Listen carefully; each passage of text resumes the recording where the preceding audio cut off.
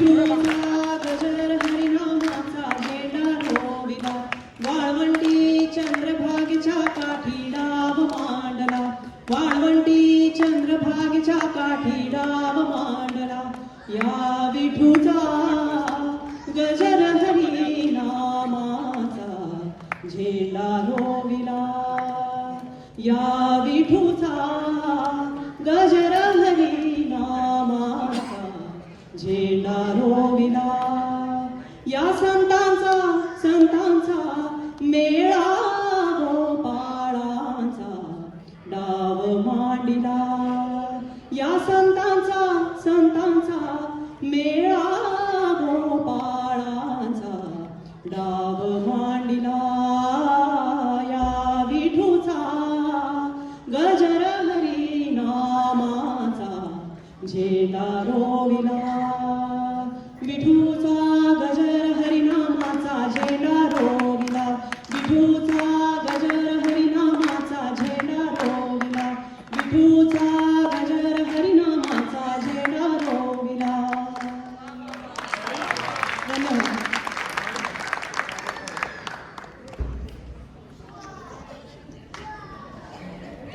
वारी आली का समोर तुमच्या डोळ्यात? संत तुकाराम, रामदास, तुकाराम, मुक्ताबाई सगळे डोळ्यासमोर येऊन गेलेत की नाही?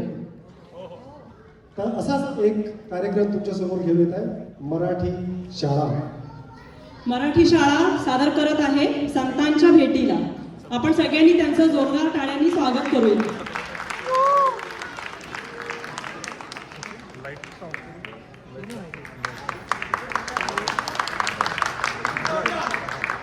आपल्या महाराष्ट्राला संतांची खूप मोठी परंपरा लाभली आहे.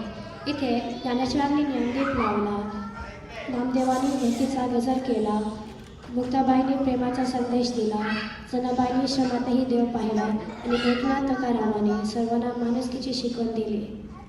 या संतांनी दिलेले प्रेम, श्रद्धा आणि सत्य हेच आम्ही मराठी शाळेचे विद्यार्थी आज कथा, अभंग आणि अभिनयातून तुम्हाला दाखवणार आहोत. चला तर मग संतांच्या सहवासात भक्तीच्या रंगात रंगूया सर्व मिळून. संत ज्ञानेश्वर हे पंढरपूरच्या विठुरायाचे लाडके भक्त होते. त्यांचा जन्म महाराष्ट्रातील आपे गावामध्ये झाला. त्यांच्या वडिलांचे नाव विठ्ठलपंत होते आणि त्यांच्या आईचे नाव रुक्मिणीबाई होते. त्यांना 2 भाऊ आणि 1 बहीण होते. त्यांच्या भावांचे नाव निवृत्तीनाथ आणि सोपानदेव होते आणि त्यांच्या बहिणीचे नाव मुक्ताबाई होते. लहानपणापासून त्यांना देवाची भक्ती करण्याची खूप आवड होती. त्यांनी समाजातील अन्याय आणि जातीभेद दूर करून सर्वांना भक्तीचा आणि प्रेमाचा मार्ग दाखवला. त्यामुळे काही लोक जसे की सावकार विसोबा त्यांच्यावर नाराज होते. मुक्ताबाईचे तिच्या भावावर खूप प्रेम होते. एकदा तिने तिच्या भावासाठी त्यांच्या पाठीवरच मांडे भाजले. तिचं प्रेम आणि संत हे ज्ञानेश्वरांची लीला सर्वांना दिसली.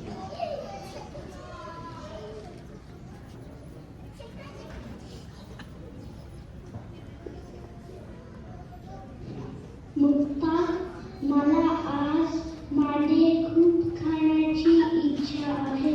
तू बनवशील का? हो दादा, मी आजच बनवते. सखा दादा, मला मातीचे खापर हवे आहे.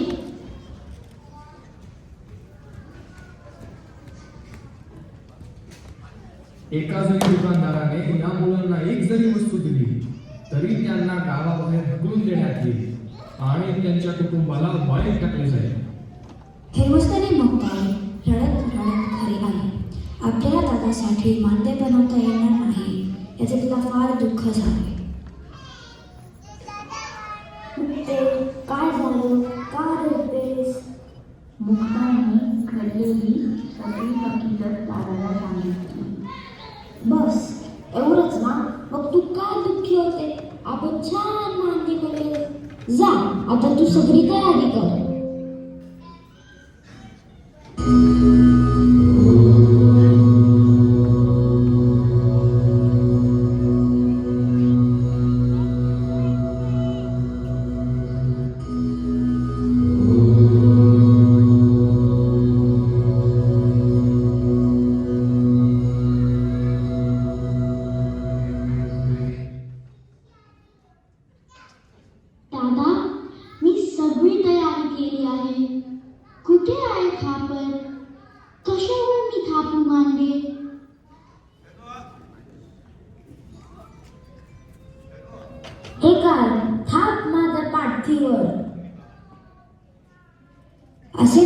मुक्ताबाईंनी सगळे मांडले. ज्ञानेश्वरांच्या पाठीवर भासले. हा सगळा प्रकार विसोबा खिडकीतून लपून पाहत होते. त्यांनाही पाहून आश्चर्याचा धक्का बसला. ज्ञानेश्वरांची ती लीला पाहून त्यांची खात्री पटली की खरेच हे भावंड दिव्य आहे.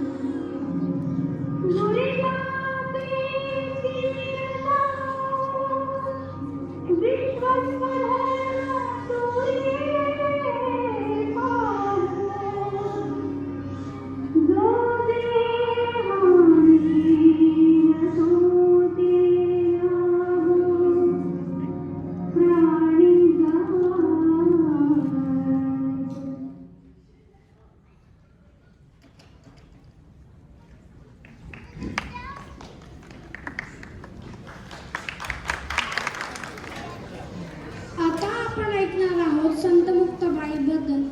संत मुक्ताबाई वारकरी संप्रदायातील एक महत्त्वाची संत कवयित्री. छत्रपती संभाजीनगर जिल्ह्यातील आपे गावात जन्मली. 4 भावंडांमध्ये सगळ्यात लहान असताना तिने आपल्या जीवनात संयम, प्रेम आणि क्षमेचे महत्त्व प्रत्यक्ष दाखवले. या 4 भावंडांना लहानपणापासून समाजाकडून उपेक्षा आणि बहिष्कार सहन करावा लागला. पण मुक्ताबाईंनी या प्रतिकूल परिस्थितीतही आपली आध्यात्मिक निष्ठा आणि ज्ञान टिकवले.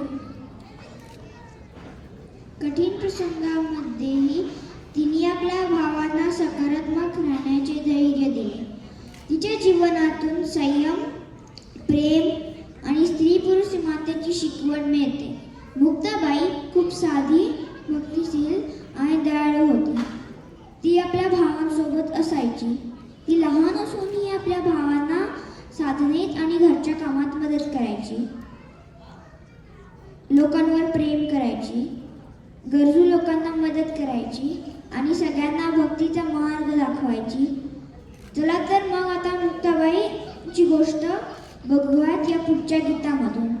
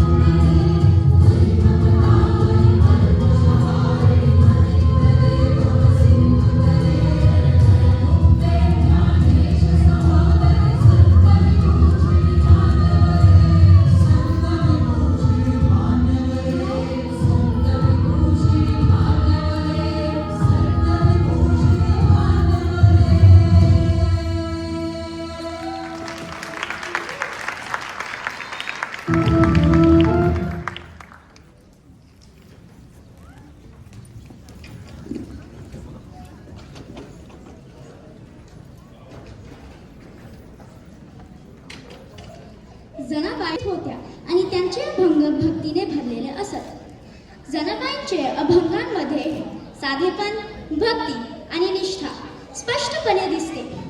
त्यांनी श्री संत म्हणून मराठी भक्ती साहित्याला महत्त्वाचे योगदान दिले आहे. त्यांनी आपले अभंग सामान्य जनतेपर्यंत भक्तीचे संदेश पोहोचवण्यासाठी लिहिले. जनाबाई ही पांडुरंगाची नितांत भक्त होती.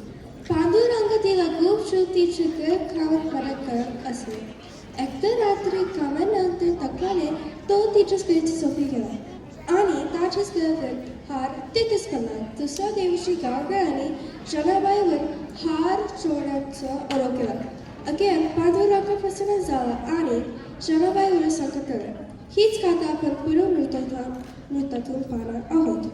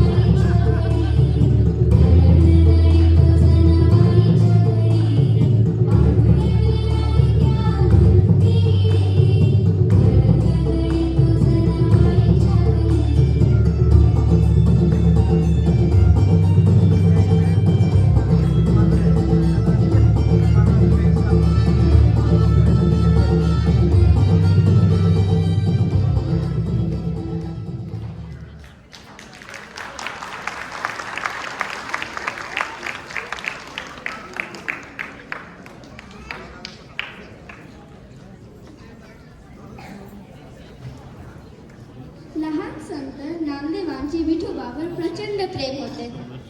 तो विठ्ठलाला खऱ्या मित्राप्रमाणे समजत असे आणि त्यांच्याशी बोलत आणि हसवत असे.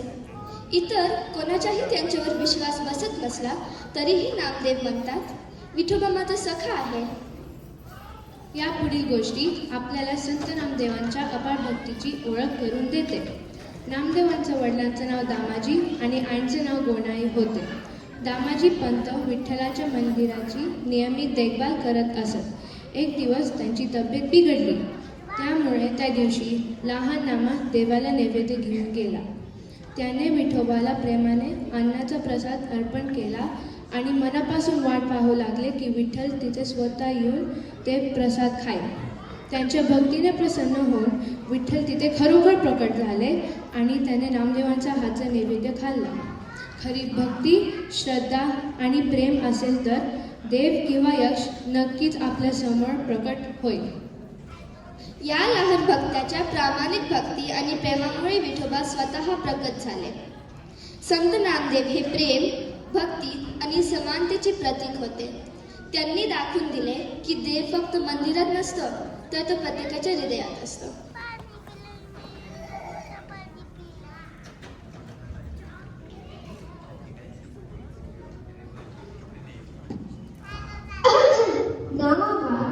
आज माझी तब्येत बरी नाही. आज माझ्या ऐवजी तू विठ्ठलाची पूजा करून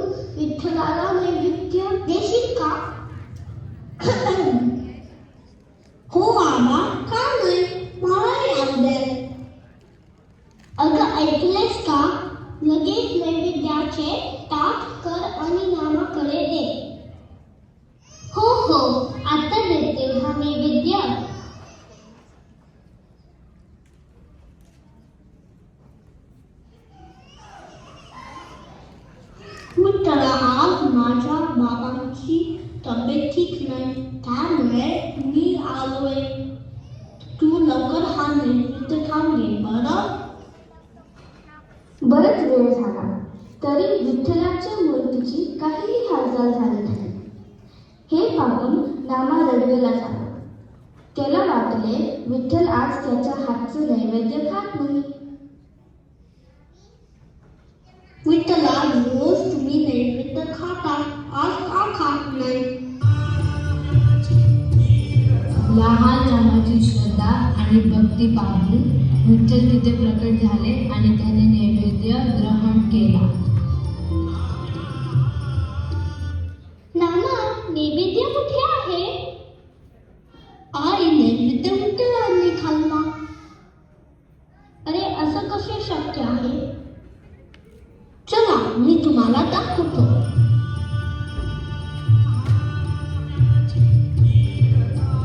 विठ्ठला, मी तुझा साथी पुन्हा नैवेद्य घेऊन आलोय. माझं साथी तू याच्या स्वीकार कर.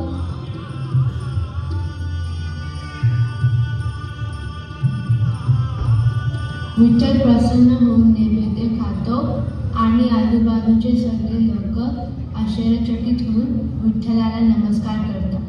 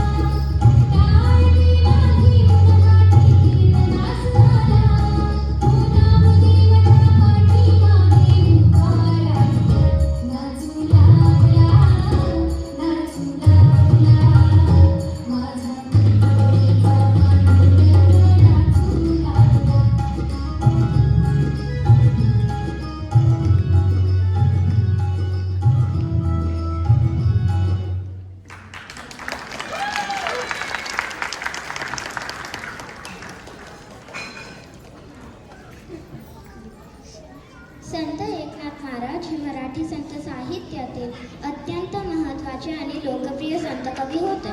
त्यांचा जन्म 1533 साली पैठणमध्ये झाला. एकनाथ हे वारकरी संप्रदायातील प्रमुख संतांपैकी एक मानले जातात. त्यांनी ज्ञानेश्वरीनंतर भगवद्गीतेचा अर्थ सर्वसामान्यांना समजेल असा सोपा आणि भावनिक कृतीने सांगितला. त्यांनी लिहिलेले ग्रंथ म्हणजे एकनाथी भागवत, रुक्मिणी स्वयंवर, भावार्थ रामायण आणि असे अनेक अभंग. ते समता जातीभेद निर्माण आणि मानवी मूल्यांचे जतन या विचारांचे प्रचारक होते. बारूद ही एकनाथांनी निर्माण केलेली अवैधी लोककला आहे. बारूद लोकभाषेत विनोदी पण गहन तत्त्वज्ञान मांडणारे लघुगीत प्रकार आहे. बारूदामधून एकनाथांनी सामाजिक संगती, अंधश्रद्धा, टोन, जातीभेद इत्यादींवर विनोदी आणि तीक्ष्ण भाषेत प्रहार केला. या गीतांमधून त्यांनी समता आणि प्रामाणिक जीवनाचे महत्त्व सांगितले. पाहूया संत एकनाथ आणि त्यांचे बाळ.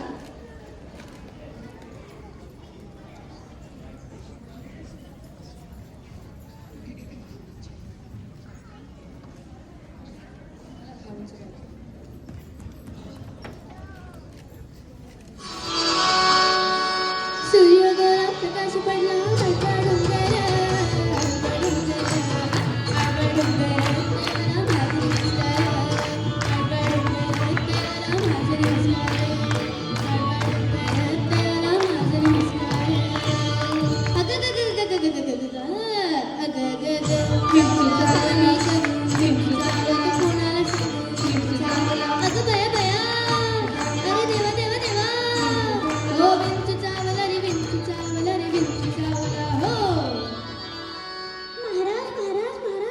काय झाले काय की काम क्रोध विंचू चावला हृदय तुम धामंगासिया शी शी शी शी आणि त्याण माझा प्राण चालला. अरे विंचू चावला महाराज, विंचू चावला महाराज. अग ग ग ग ग ग ग अग ग ग विंचू चावला, विंचू चावला काय करू विंचू चावला तू कोणाला सांगू विंचू चावला. अगं बया बया अरे देवा देवा देवा हो विंचू चावला रे विंचू चावला रे विंचू चावला हो. मनुष्येंद्रिय अति दारुण हे दारुण दारुण म्हणजे काय? दारुण म्हणजे काय? दारुण म्हणजे भयंकर. हा ना भयंकर म्हणजे काय? अति भयंकर. हा ना अति भयंकर म्हणजे काय? मैंदाळ भयंकर. आणि मैंदाळ भयंकर म्हणजे काय? तुझ्या तोंडातले दात काढल्यानंतर जितका त्रास होईल तितकं भयंकर. मनुष्येंद्रिय अति दारुण मज नांगा मारला तिनं आणि सर्वांगी वेदना जाणत्या इंगीची. अरे विंचू चावला महाराज, विंचू चावला महाराज. अग ग ग ग ग ग ग अग ग ग विंचू चावला कामी करू विंचू चावला तो कोणाला सांगू विंचू चावला. अग बया बया हो विंचू चावला रे विंचू चावला रे विंचू चावला हो. पुंडलिका वरदे जय विठ्ठल श्री ज्ञानदेव तुकाराम पंढरीनाथ महाराज की जय.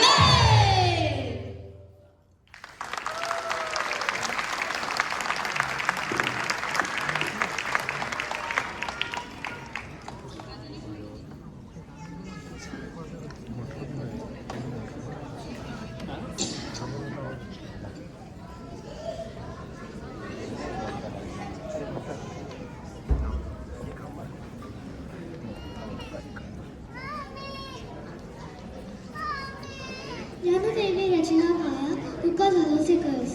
ही ओळ मराठी संत परंपरेतील अखंड भक्तीचा आणि ज्ञानाच्या परंपरेचा गौरव सांगणारी आहे. संत ज्ञानेश्वरांनी भक्तीचा पाया रचला. संत नामदेवांनी त्यावर भक्तीचे सुंदर मंदिर उभारले आणि त्या मंदिरावर कळस संत तुकाराम महाराजांनी चढविला अशी याची भावना आहे. संत तुकाराम महाराज हे 17व्या शतकातील वारी परंपरेचे तेजस्वी संत होते. त्यांनी आपल्या अभंगांमधून समाजातील सामान्य लोकांना प्रेम, आदर, भक्ती आणि समानता याचे अद्वितीय दर्शन घडविले. संत साहित्याचा उगम हा संतांच्या जीवनातून होतो. संत जसे सांगतात तसेच जगतात. संतांची शिकवण ही खूप पुरोगामी होती. आजही मोठमोठ्या युनिव्हर्सिटीजमध्ये संतांच्या साहित्याचा अभ्यास केला जातो. संत तुकाराम महाराजांनी दिलेली अभंग हे भक्तीच्या सागर होते. ही गाथा 5वा वेद म्हणून ओळखली जाते.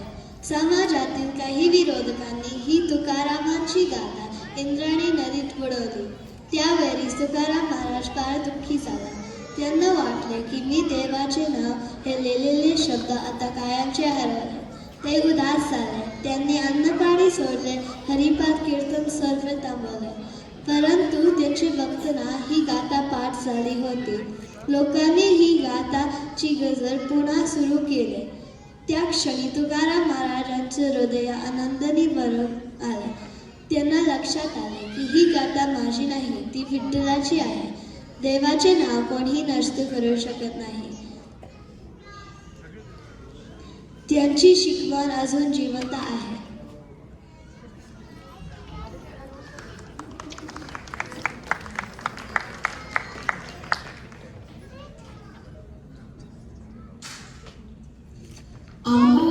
धन शब्दांचीच रत्ने, शब्दांचीच शस्त्रे यत्ने करू.